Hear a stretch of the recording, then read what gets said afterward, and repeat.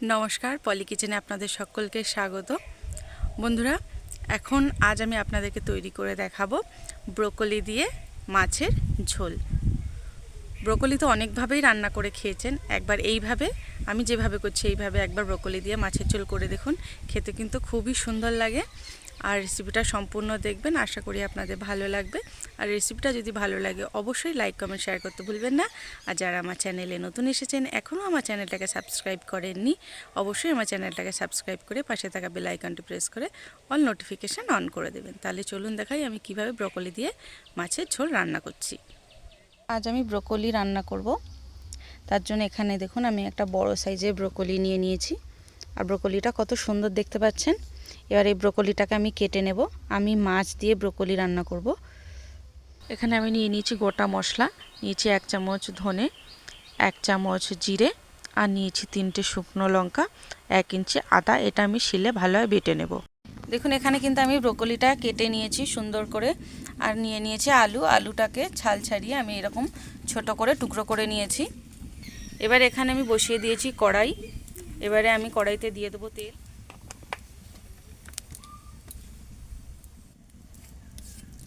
কড়াইতে তেলটা দিয়ে আমি ভালোভাবে একটু কড়াই গায়ে লাগিয়ে নেব। এরপরে এতে দিয়ে দেবো ধুয়ে রাখা ব্রোকলিটা আমি ভালোভাবে ভেজে নেব, হালকা একটু ভেজে নেব।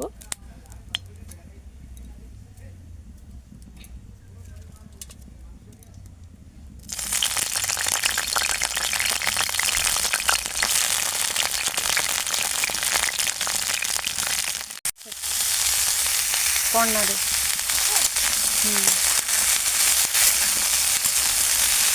এখন এটা ভাজা হয়ে গেছে। এবার এটা আমি তুলে নেবো একটা পাত্রে।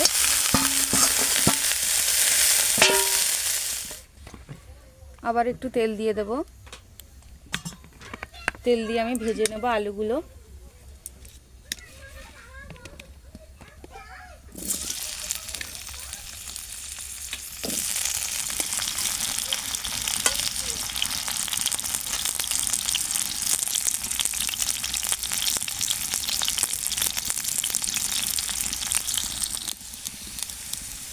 দেখুন আলুটা কিন্তু এখানে আমি লাল করে ভেজে নিয়েছি। এবার আলুটা আমি তুলে নেব।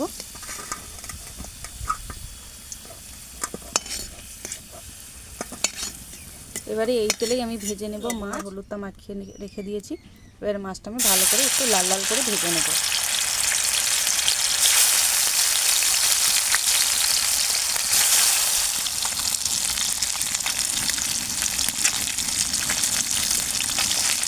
এবারে আমি মাছগুলোকে উল্টে নেব। উল্টে দুই সাইড আমি লাল লাল করে মাছটা ভেজে নেব।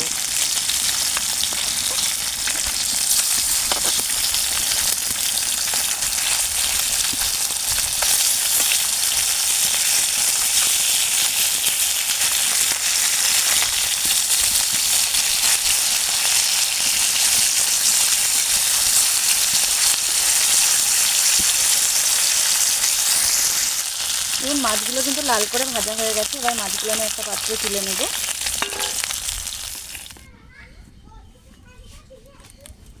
মাছটা ভাজা হয়ে গেছে, একটু তেল ছিল। এবার আমি তাতে দিয়ে দেবো আর একটু তেল।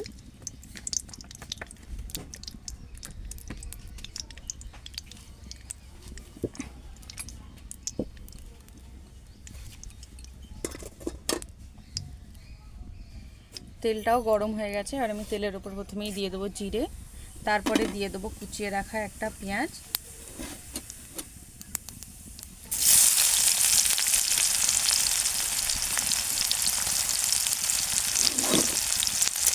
পেঁয়াজটা দিয়ে একটু ভালোভাবে পেঁয়াজটাকে ভেজে নেব।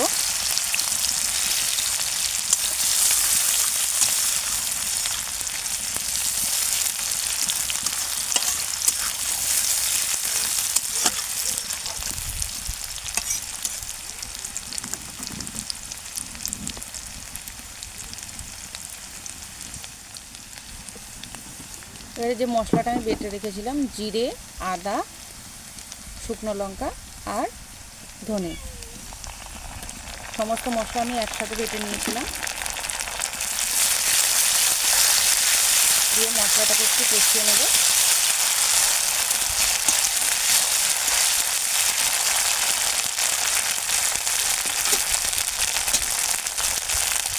এবার এতে দিয়ে দেবো সামান্য লবণ,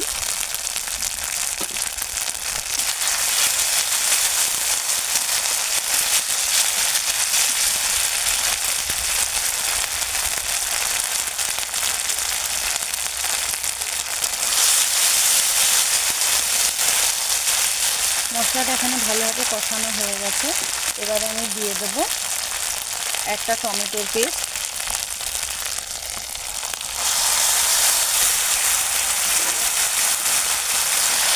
টমেটোটাকে দিয়ে একটু ভালোভাবে মশলার সাথে মিশিয়ে নেব।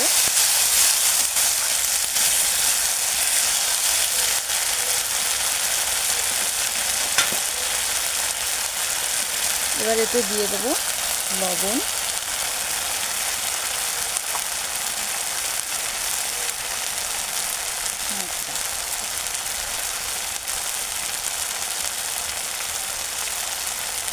দিয়ে দেবো হলুদ গুঁড়ো,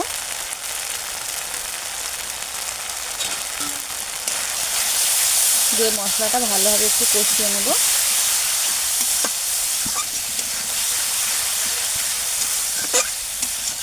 মশলা থেকে তেল বেরোনো পর্যন্ত মশলাটাকে একটু ভালোভাবে কষিয়ে নিতে হবে।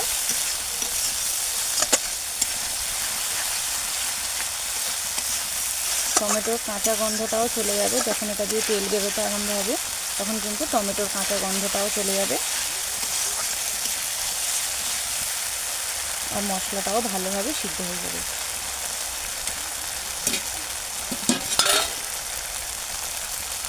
এবারে কালারের জন্য আমি দিয়ে দেবো 1/2 চামচ মতো কাশ্মীরি লঙ্কা গুঁড়ো, কারণ এখানে আমি অলরেডি আগে থেকেই কিন্তু শুকনো লঙ্কা বেটে দিয়েছি।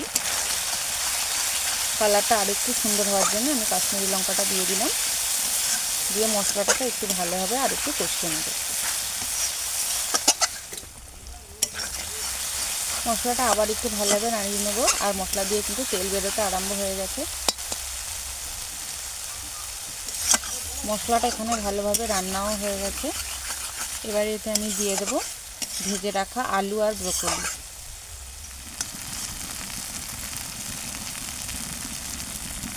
দেখুন মশলাটা দিয়ে কিন্তু তেল বেরোতে আরম্ভ হয়ে গেছে।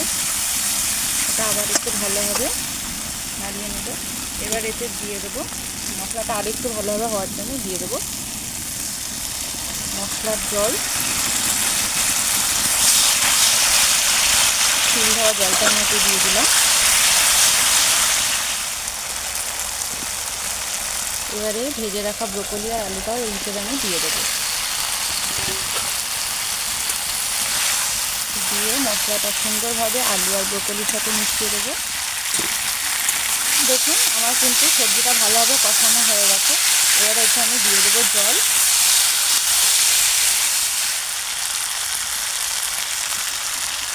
এখানে 1 বাটি মতো আমি দিয়ে দেবো জল।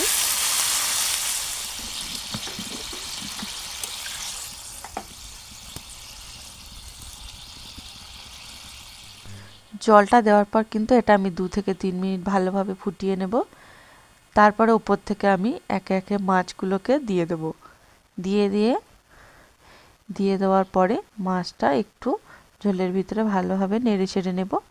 তারপরে এটা 1 মিনিট মতো ফুটিয়ে নেব। তারপরে এটা একটি পাত্রে আমি নামিয়ে নেব। ব্যাস, নামালেই তৈরি আমাদের ব্রোকলি দিয়ে মাছের ঝোল। দেখুন বন্ধুরা, তৈরি হয়ে গেছে ব্রোকলি দিয়ে মাছের ঝোল। কতটা সুন্দর হয়েছে দেখুন। বন্ধুরা, রেসিপিটা যদি ভালো লাগে অবশ্যই কিন্তু বাড়িতে তৈরি করবেন। আর বাড়িতে তৈরি করে কেমন হয়েছে আমাকে কিন্তু কমেন্ট বক্সে জানাতে একদমই ভুলবেন না। আর অবশ্যই যারা আমার চ্যানেলে নতুন এসেছেন, এখনও আমার চ্যানেলটাকে সাবস্ক্রাইব করেনি, অবশ্যই আমার চ্যানেলটাকে সাবস্ক্রাইব করে পাশে থাকা বেল আইকনটি প্রেস করে অল নোটিফিকেশান অন করে দেবেন। যখনই আমি নিত্য নতুন কোনো ভিডিও আপলোড করব সবার প্রথমে আপনাদের কাছে নোটিফিকেশান পৌঁছে যাবে।